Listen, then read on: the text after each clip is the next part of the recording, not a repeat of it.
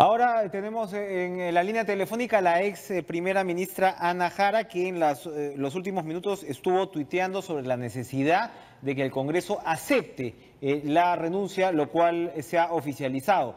¿Qué es lo que sigue por delante? Entonces, buenas noches, Ana Jara, gracias por este contacto. ¿Cómo estás, Enrique? También Paola en estudios. Mi saludo a toda la audiencia de TV Perú Noticias, edición central. Cuéntenos, por favor, ya ha superado, ¿no?, digamos, la incertidumbre por la aceptación de la renuncia. ¿Qué es lo que podemos esperar en los próximos días? Mira, yo tengo que destacar dos aspectos puntuales en medio de esta crisis, que no solamente, ojo, es política, es también una crisis económica y una crisis, si se quiere, moral. Primero, la lealtad del vicepresidente Martín Vizcarra a la Constitución Política del Estado. Es decir, él nos está garantizando, junto con el Poder Legislativo, una transición constitucional al cargo de la Presidencia de la República. La lealtad de Vizcarra hacia la Constitución y, segundo, la sensatez del Congreso de la República en aceptar la renuncia del presidente aún, Pedro Pablo Kuczynski. ¿Qué viene ahora? En principio, yo creo que Martín Vizcarra tiene que abocarse expresamente a una agenda país, Paola, Enrique, no hay tiempo que perder. Hay un tema latente, pendiente, donde hay vidas humanas en compromiso, que es la reconstrucción del norte, las medidas reactivadoras de la economía. No puede ser posible que estemos en plena crisis fiscal. La ciudadanía siente que el gasto público, es decir, la inversión del Estado, disminuyó desde el 2016, hay una caída de ingresos por parte del Estado.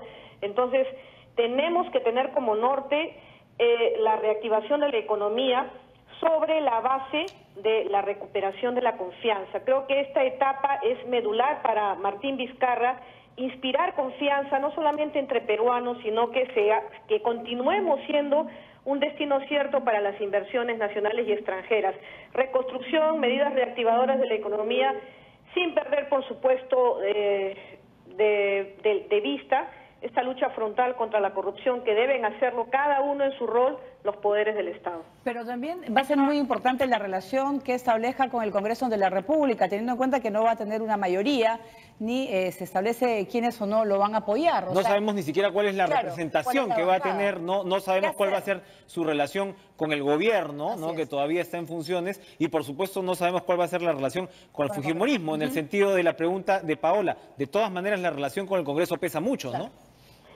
Sí, yo quiero hacer una invocación al Congreso de la República. Ha mostrado sensatez con respecto a la renuncia de Pedro Pablo Kuczynski. Esperemos que se mantenga en esta voluntad política al momento de llevar el tema ya al pleno del Congreso y no escuchar pues estas voces disidentes que quieren alargar esta crisis política en pretender vacar a Pedro Pablo. Yo creo que nadie se puede negar, y ahí va mi exhortación, Paola, Enrique, nadie se puede negar a desarrollar una agenda país.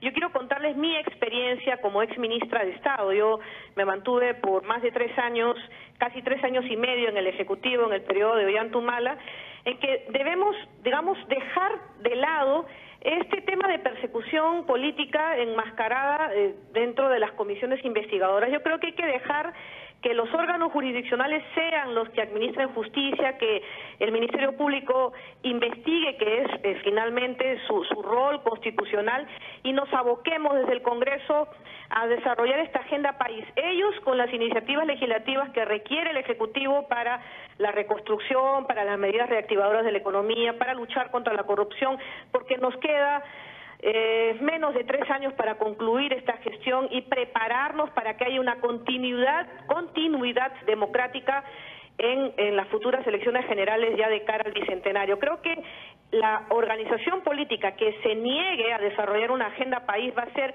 más que mal vista por la ciudadanía, y van a ser los que sufran finalmente en las ánforas para las próximas elecciones generales, y yo no creo que ninguna agrupación quiera estar de espaldas al pueblo.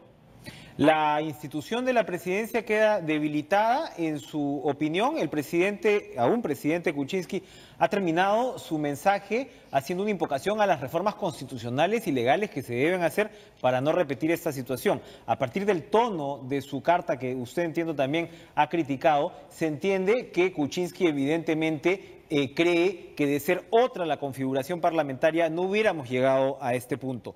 ¿Cuáles son esas reformas? ¿Es posible llevar a cabo esas reformas? ¿Kuczynski iba a ser bien vacado o ha sido bien renunciado?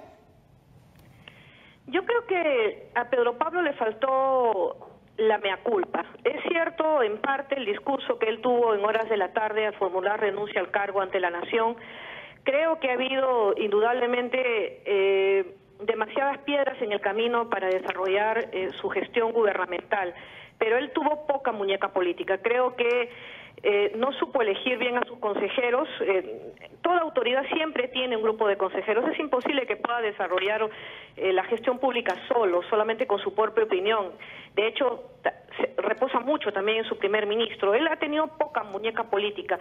Ha podido en muchos casos calmar los incendios que se iban formando antes de que se vuelvan incontrolables. Él no supo ver venir el tsunami que venía detrás de cada ola cuando recién nacían las crisis políticas.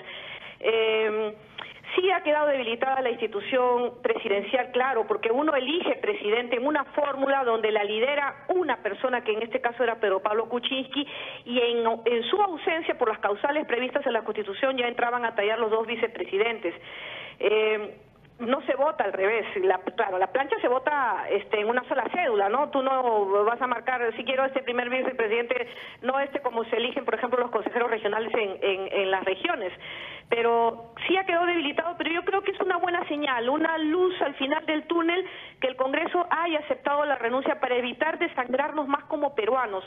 ¿Qué ganamos en horas, hombre, en un debate inútil, triste, en el Congreso de la República, lleno seguramente de epítetos, de insultos, en temas que ya no tienen remedio, para vacar a un presidente que ha formulado renuncia al cargo? Hay que facilitar esta transición constitucional, y en esto todos vamos a poner el hombro. Por eso que yo también he bajado el tono de mis tweets a través de las redes sociales, porque yo estoy trabajando como notaria en Ica, no tengo la facilidad de estar en Lima, y creo que todos tenemos que ser instrumentos de paz, poner paños fríos, porque el que acusa el golpe es el ciudadano de a pie, ese es el que no tiene trabajo, ese es el que está buscando que se generen las oportunidades para poder tener una oportunidad laboral y poder pagar la olla de su casa. Yo creo que todos los políticos tenemos que tener este norte por el Perú, dejar de lado las divisiones.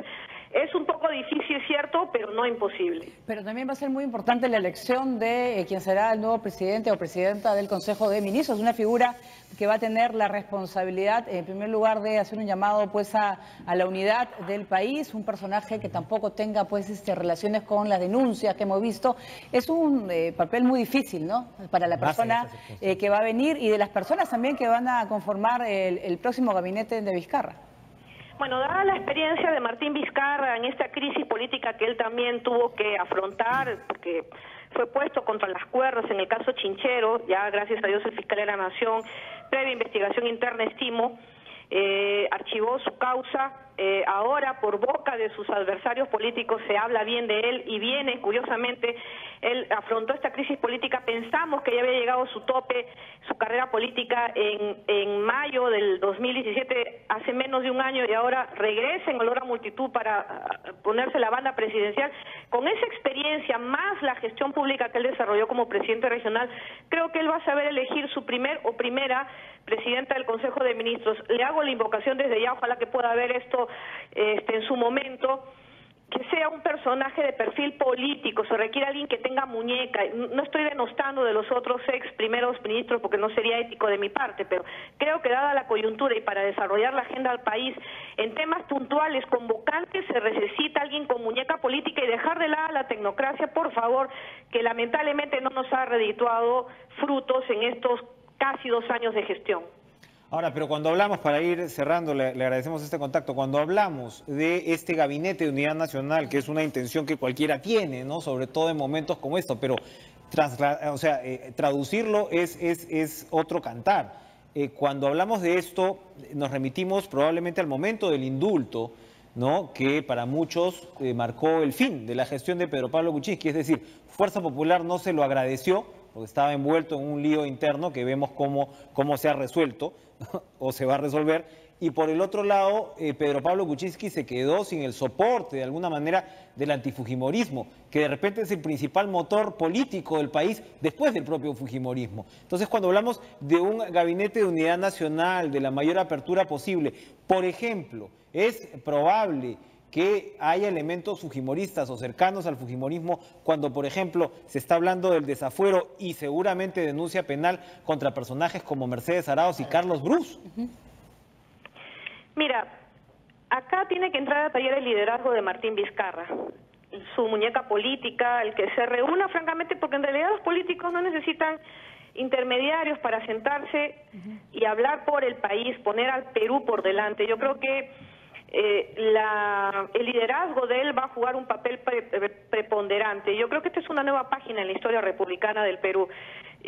No creo que el fujimorismo ponga más zancadillas a lo que resta de esta gestión, porque ellos van a querer, si bien no perder su rol fiscalizador que les asiste por la Constitución, tampoco quieren aparecer como obstruccionistas de cara a las elecciones del 2021. Tampoco no creo que quieran dejar su curul en el Congreso, así que no creo que sean tan agresivos como lo fueron con PPK, porque él, repito, si bien le pusieron muchos obstáculos en su camino, no supo venir, no supo verla. O sea, no fue muy bien instruido, quizás él ante la gama de opciones de sus asesores no supo elegir bien las decisiones. Pero yo creo que Martín Vizcarra va a poderse, tengo confianza en él, desenvolver con astucia y sobre todo con lealtad hacia el país. Yo quiero, Paola, y quiero, Enrique, cerrar esta intervención con optimismo, porque yo he ejercido cargos de Estado y creo que sí se puede en la medida, acuérdate, cuando a mí me censuraron, todos esperaban un cierre ya prácticamente a puertas del Congreso cuando se designa a Pedro Cateriano, que había tenido una conducta confrontacional con la oposición de Humala, y finalmente no fue así. Me censuraron y hubo paz social, entre comillas, en el país, y pudo finalmente haber una continuidad democrática con un gobierno elegido democráticamente. Así que yo creo que producida esta crisis y jurado al cargo Martín Vizcarra, empezamos una nueva historia y espero que sea para bien, estando ya muy próximos a celebrar nuestro aniversario bicentenario de la independencia del Perú. Veamos las cosas. Yo quiero ver la política del vaso medio lleno y no medio vacío. Bien, muchísimas gracias a la señora Ana Jara, que fue ustedes, Paola, gracias. Ustedes, Enrique, y que viva el Perú.